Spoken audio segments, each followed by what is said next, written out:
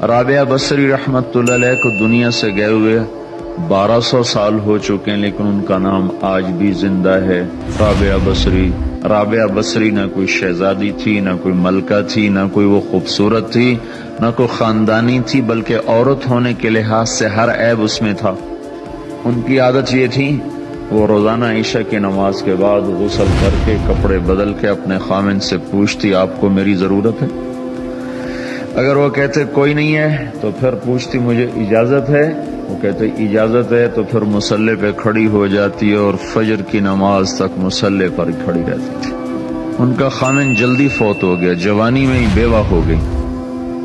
تو حسن بصری بصرہ کے امام، کیا سارے مسلمانوں کے امام تھے، وہ خود آئے، خود چل کے آئے کہ میں آپ سے شادی کرنا چاہتا ہوں۔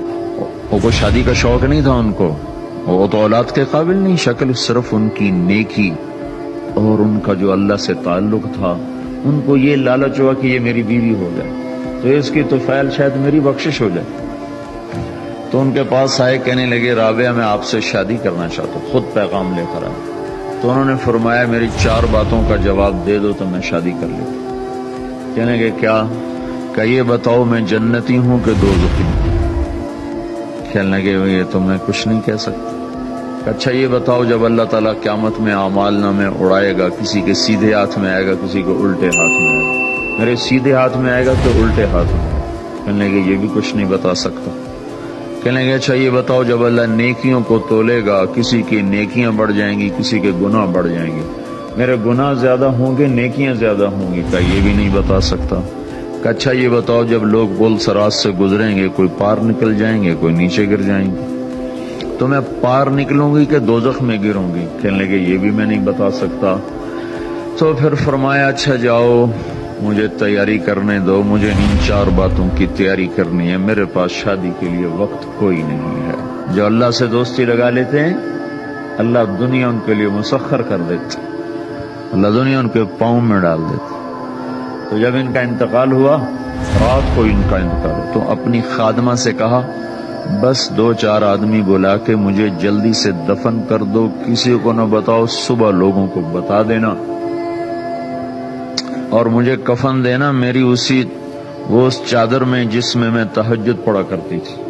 تو انہوں نے راتوں رات دفن کر کے صبح اعلان کیا، شور مچ گیا، ہائے کیوں بتایا، کیوں نہیں بتایا، کیوں؟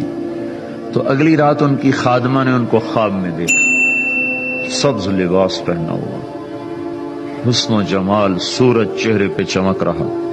پوچھا آپ کے ساتھ کیا ہوا؟ کہا میرے اللہ نے میرے ساتھ بہت عمدہ معاملہ کیا۔ کہا آپ کی وہ چادر کہاں گئی جس میں آپ کو کفن دیا تھا؟ کہا وہ اللہ تعالیٰ نے اتار لی ہے اور مجھے جنت کا جوڑا پہنایا ہے، اور اس چادر کو اللہ نے سنبھال کے رکھا ہے، جب قیامت کے دن میری نیکیوں کو اللہ تولے گا تو اس چادر کو بھی اس میں تولے گا۔